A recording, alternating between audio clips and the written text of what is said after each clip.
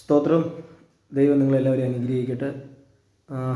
ഒരുപാട് ദിവസങ്ങൾക്ക് ശേഷം, ഒരുപാട് മാസങ്ങളെന്തായെന്ന് തോന്നുന്നു, നമ്മൾ ഒരു കാര്യം മനസ്സിലാക്കേണ്ടത്, ചുമ്മാ എന്തെങ്കിലുമൊക്കെ പ്രസംഗിച്ചിട്ട് കാര്യമില്ല. സ്തോത്രം. കർത്താവ് നമ്മളോട് സംസാരിക്കുന്നതാണ് കേൾക്കുന്ന നിങ്ങൾക്കത് വലിയ അത്ഭുതങ്ങൾ സൃഷ്ടിക്കുന്നത്. സ്തോത്രം. ഇപ്പോൾ തന്നെ നമ്മളൊരു സഭയിൽ ചെന്നാലും അവിടെ കൃപാപരമുള്ള പാസ്റ്റേഴ്സൊക്കെ വരുമ്പോൾ അവർ നമ്മളെ മുഖത്ത് നോക്കി ചില ദൂതുകൾ സംസാരിക്കും. സന്തോഷം, നമുക്കും ഭയങ്കര അത്ഭുതങ്ങൾ, അങ്ങനെ നമ്മുടെ ഹൃദയത്തിൽ ഭയങ്കര ഇതാവും. പക്ഷെ ആ ദൂത് നിറവേറണമെങ്കിൽ നമ്മൾ എന്തുമാത്രം എഫോർട്ട് ചെയ്യണമെന്നറിയാവോ? നമ്മൾ ആ ദൂത് കേട്ട് അതിനകത്ത് ഇറങ്ങി പ്രാർത്ഥന, നമ്മുടെ ജീവിത ശൈലി, സ്തോത്രം, നമ്മുടെ വചനധ്യാനം, ഇങ്ങനെയൊക്കെ കവറിങ് ചെയ്താലേ സ്തോത്രം നിൻ്റെ മേൽ ഒരു അഭിഷേകം വീഴത്തുള്ളൂ.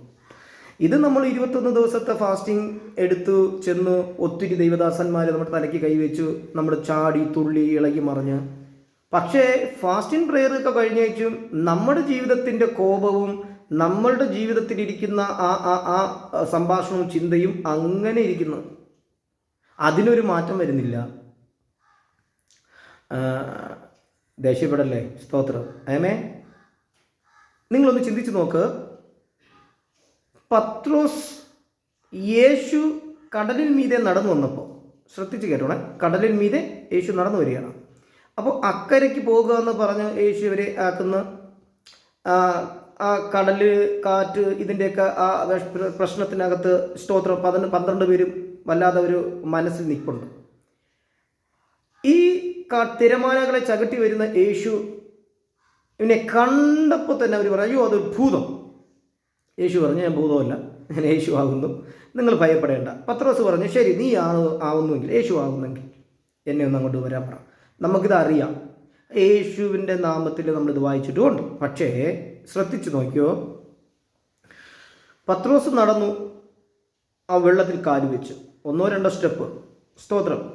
പിന്നെ വചനം പറയുന്നു അവൻ താന്നു.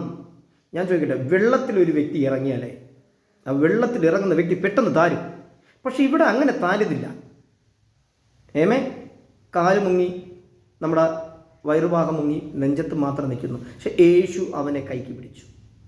സ്തോത്രം. ഞാൻ ചോദിക്കട്ടെ, പത്രോസ് താരാൻ തുടങ്ങിയപ്പോൾ എന്തുകൊണ്ട് പത്രോസ് തിരിഞ്ഞ് 11 പേരോട് നോക്കി പറഞ്ഞില്ലടാ യാക്കോബെ, അല്ലെങ്കിൽ കൂടെയുള്ളവരെ, മത്തായി, നിങ്ങൾ ആ ഒരു കയറോ എന്തെങ്കിലുമൊക്കെ എടുത്തിട്ട് ഞാനൊന്ന് പിടിച്ച് കയറട്ടെ? അല്ലെങ്കിൽ അവരെന്തുകൊണ്ട് വിളിച്ചില്ല? ചിന്തിക്കും നിങ്ങൾ നന്നായി. സ്തോത്രം. യേശു പറഞ്ഞിട്ട് പത്രോസ് നിൻ്റെ അവിശ്വാസം. പക്ഷെ അതിനകത്ത് നിങ്ങൾ ശ്രദ്ധിച്ചു നോക്കിയാൽ എത്ര അവിശ്വാസം പത്രോസിനുണ്ടെങ്കിലും യേശുവിൻ്റെ മുഖത്ത് നോക്കി ഇറങ്ങിയ പത്രോസിനെ യേശു താരാൻ അനുവദിച്ചില്ല. സാത്താൻ ആഗ്രഹിക്കുന്നത് നീ താഴണം, നീ താഴ്ന്ന് താഴ്ന്ന് താഴ്ന്ന് നിന്റെ വാ കൊണ്ട് തന്നെ യേശുവിന് എന്ത് പറയണം? അവിശ്വാസം സംസാരിപ്പിക്കണം. അപ്പോൾ നിന്റെ മേൽ വെച്ചിരിക്കുന്ന കൃപാവരം ഓട്ടോമാറ്റിക്കായിട്ട് താനേ പോകും. കാരണം നിന്റെ ഹൃദയത്തിൽ നിന്നാണല്ലോ നീ യേശുവിനെ സംസാരിച്ചത്. പക്ഷേ ഇവിടെ പത്രോസ് സംസാരിച്ച ഒറ്റ വാക്ക്, കർത്താവേ ഞാൻ താഴ്ന്നു. ഹല്ലേലൂയ. തിരുവചനം പറയുന്നു പത്രോസിൻ്റെ കൈക്ക് പിടിച്ചു ഉയർത്തി. നീ യേശുവിനെ നോക്കിയാണ് ഇറങ്ങിയെങ്കിൽ നിന്റെ ജീവിതം, നിന്റെ പ്രാർത്ഥന, നിന്റെ സ്തോത്രം, ആ ദൈവം തന്ന അഭിഷേകത്തെ താഴ്ത്താൻ സാത്താൻ നിന്നിൽ കൂടി ശ്രമിക്കുമ്പോൾ നീ അതിനെ വകവെച്ചു കൊടുക്കരുത്. നീ പ്രാർത്ഥിച്ച് മുന്നേറണം. എങ്കിൽ മാത്രമാണ്, അതുകൊണ്ടാണ് ഞാൻ പറയുന്നത്, ദിനം തോറുമുള്ള പ്രാർത്ഥന, ദിനം തോറുമുള്ള വചനധ്യാനം, ഇതൊക്കെ നിനക്കുണ്ടെങ്കിൽ മാത്രമേ നിനക്ക് സ്തോത്രം ചില കടലിൽ മീതെ നടന്ന് അപ്പുറത്തേക്ക് കടക്കാൻ പറ്റത്തുള്ളൂ. ഈ തിരുവചനം പറയുന്ന യേശു അവനെ വിളിച്ചു, അവർ ഒരുമിച്ചു. കണ്ട, ആ പടകിൽ കയറിയപ്പോൾ ഉണ്ടല്ലോ, പടക് ശാന്തമായി. ആ പടകിനകത്ത് കയറിയ പത്രോസ് പിന്നെ അവിടെ ഇരുന്നവർ ആരെടുത്ത് കുറ്റം പറയുന്നില്ല. ഞാൻ നിങ്ങളുടെ കൂടെ ഉണ്ടായിരുന്നു, ഈ കാറ്റും കടലും കൂടി നമുക്ക് അനുകൂലമല്ലാതിരുന്ന സമയത്തും ഞാൻ നിങ്ങളോടൊപ്പം ഉണ്ടായിരുന്നു. പക്ഷെ എനിക്കൊരു പ്രശ്നം വന്നപ്പോൾ നിങ്ങൾ ആരെങ്കിലും തിരിഞ്ഞു നോക്കിയാൽ എന്നൊരു സങ്കടം പത്രോസ് പറഞ്ഞതായിട്ട് ബൈബിളിൻ്റെ സൈഡിലേ ഇല്ല. നമ്മളാണെങ്കിലോ 1000 കുറ്റങ്ങളും കൂടെ നടക്കുന്നവൻ്റെ 1000 കുറ്റങ്ങളും 1000 പ്രശ്നങ്ങളും നമ്മൾ പറഞ്ഞുകൊണ്ട് നടക്കും. ഇങ്ങനെ പറഞ്ഞ് നടക്കുന്ന നിന്റെ ഹൃദയവും ദൈവവുമായിട്ട് എങ്ങനെ കണക്റ്റിംഗ് ആവും? സ്തോത്രം. പത്രോസ് ഒരൊറ്റ അക്ഷരം മിണ്ടിയില്ല, യേശുവും അതുപോലെ ഒന്നും പറഞ്ഞില്ല. അവർ രണ്ടുപേരും പടകിൽ കയറിയപ്പോൾ കടൽ ശാന്തമായി. ഹലോ, നിങ്ങളിത് കേൾക്കണമെങ്കിൽ ശ്രദ്ധിച്ചോ. നിന്റെ മിനിസ്ട്രിയിൽ ദൈവം നിനക്ക് തന്ന സ്തോത്രം ആമേൻ ദൈവവേലയിൽ നിനക്കെതിരായിട്ട് ഒരുപാട് പേര് നിന്നെ നോക്കി സംസാരിക്കുമ്പോൾ നീ അതിനെല്ലാം ഫേസ്ബുക്കിലും ആമേൻ സ്തോത്രം എന്തോ പറയുന്നത്, ഇപ്പോൾ വാട്സപ്പിലൊക്കെ മറുപടി കൊടുക്കാൻ നിന്ന ദൈവം നിന്നെ ഉപയോഗിക്കത്തില്ല. പകരം സാത്താൻ നിന്നെ ഉപയോഗിക്കും. ഒരു കാര്യം മനസ്സിലാക്ക്, 10 കാര്യം നിന്നെ നോക്കി നല്ലത് പറയും, അതാണ് സാത്താൻ ഇഷ്ടം. 11ാമത്തെ കാര്യമില്ലേ, അത് സാത്താൻ്റെ തന്ത്രമാണ്. ശ്രദ്ധിക്കേ, 10 നല്ല കാര്യം നിന്നെ നോക്കി പറയുകയും ചെയ്യും. ഇനി ഏറ്റവും കൂടുതൽ സാത്താൻ ഇടപെടുന്ന ആൾക്കാർ ആരെന്നറിയാമോ? നിന്റെ മുഖത്ത് നോക്കി നിന്നെ പൊക്കി പറയുന്ന നല്ല സംഭാഷണം കൊണ്ട് പറഞ്ഞില്ലേ, ആ ആൾക്കാരെ നീ ശ്രദ്ധിച്ചാൽ മതി. അങ്ങനെ കൊണ്ടോ രാജീവ് ബ്രദറെ, അങ്ങനെയേ ഉള്ളൂ എന്നും പറഞ്ഞിട്ട് അവരെ കുറ്റം പറയാനല്ല ഈ പറഞ്ഞതിൻ്റെയൊക്കെ അർത്ഥം. നിന്റെ ഹൃദയം, അതാണ് കർത്താവ് പറഞ്ഞേ, നീ യാഗവസ്തു കൊണ്ടുവന്ന് യാഗത്തിന് വരുമ്പോൾ നിന്റെ സഹോദരനോട് എന്തെങ്കിലും കറുപ്പുണ്ടെങ്കിൽ യാഗവസ്തു അവിടെ വെച്ചിട്ട് നീ പൊക്കോ, ചെന്ന് ആദ്യം നിരപ്പാക്ക് നിന്റെ സഹോദരനുമായി, എന്നിട്ട് വന്ന് യാഗം കഴിക്കേ. ഈ രണ്ടും കൂടെ കലർത്തി എന്തിനാ ആരാധിക്കാൻ പോകുന്നേ നീ? ഭർത്താവിനോട് ദേഷ്യം, ഭാര്യയോട് ദേഷ്യം, മക്കളോട് ദേഷ്യം, അയൽവക്കക്കാരോട് ദേഷ്യം, ഇങ്ങനെ കോപിച്ചിട്ട് ഞായറാഴ്ച ബൈബിൾ എടുത്തേച്ചും പോയി പ്രാർത്ഥിച്ചും ആരാധിച്ചും എന്തെടുക്കാനാ? നിങ്ങൾ ശ്രദ്ധിക്കേ, നിങ്ങൾ എന്നെ നന്നായി ശ്രദ്ധിക്കേ. തിരുവചനം പറയുന്നു, പത്രോസിനെയും കൊണ്ട് യേശു പടകിൽ കയറിയപ്പോൾ ആ കടൽ ശാന്തമായി, പടകും ശാന്തമായി. നിന്റെ വീട്ടിൽ നീ പ്രാർത്ഥനക്കാരനാണെങ്കിൽ, പ്രാർത്ഥനക്കാരിയാണെങ്കിൽ, നിന്റെ സംഭാഷണം മറ്റുള്ളവരെ ശാന്തമാക്കുന്നതായിരിക്കണം.